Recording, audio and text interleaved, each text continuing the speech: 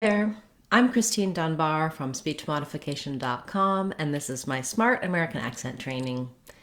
In this video, we're going to talk about the words phone, stone, own, and loan, and give you some help for the sound of O in American English. So, this was requested by a viewer. They wanted to know about the words phone and stone. And my guess is that for those of you who may have difficulty with the American O, you may not realize that in American English and also British English, the O sound is a diphthong, which means it's a glide between two positions in the mouth for the vowel.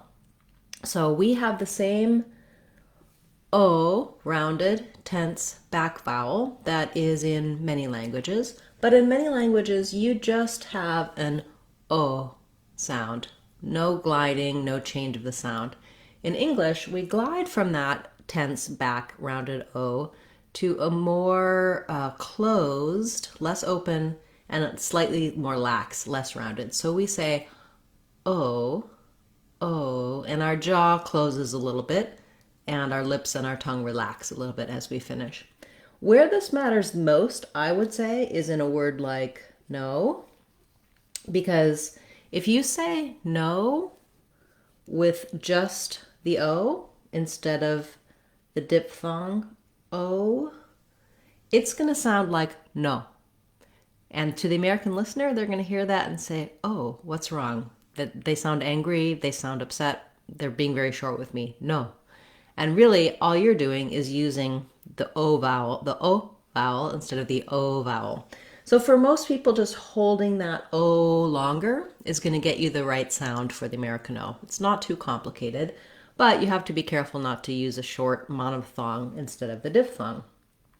Where that might be a little harder is in a word like phone or stone, where you have to end on the N. You might have a tendency to be too short. So you don't want phone, but phone. If I say phone with just the single O, the American listener might even think I'm saying something like fun with the schwa instead of the O sound. So be careful and think about lengthening your O. I'm going to rewrite it with an OH, faux, phone. And you can also try just saying the first part of phone without the N, faux, then add your N, phone, phone. If that gives you trouble, I would recommend starting with the O and the N. So in the word own, we just have the diphthong O and an N. And it might help you to just visualize these different ways we spell this diphthong O. So in phone and stone, we just have a single O, but the letter E tells us that we need to do that diphthong, that O, that long O there. And in own and O, the O sound, we have that W in there. Even though we don't make any W sound, own just has that diphthong O. In the word loan or the word road, for example, we spell that O with an OA. That's another clue. Two letters in the spelling gives us a clue that we're talking about the long O or the diphthong O. In most cases, I don't like saying long O or short O because I think it's a little misleading. In this case, we do hold it longer because it's a diphthong, so you can think of it that way. You can also think of that gliding diphthong position. So if you can say own, have a rounded vowel and then close and lift for the N, own, then you can add in your initial consonant to make these other sounds. Own, phone, own, stone, own, loan, etc. Of course, there's other words that have the own ending and that rhyme. All of these words rhyme, even though the spelling is different. You may want to figure out where that is giving you trouble. Is it going into the O? Is it coming out of the O, etc.? Once you can say the O in these words easily, don't forget to practice some short phrases because you might find that you master saying phone with the correct O sound, and then you go to say a sentence like, where's my phone? I need my phone. And your pronunciation comes out the old habitual way. That's simply because when we're talking, we can't always be thinking and focusing on what vowel sound is in a word or what our mouth is doing. We need to practice and build up the skills to just build a new habit so it comes out with the correct pronunciation, the new way, without having to think about it too much. To do that, practice saying the word a lot of times and then also use it in a lot of phrases so that it comes naturally and easily to you in your everyday speech. If this was a useful lesson for you about the diphthong O, you may like our vowels playlist that goes through each of the 15 American English vowel sounds. It talks about the air patterns you might have, teaches you what words it's in, teaches you how to correctly produce the sound.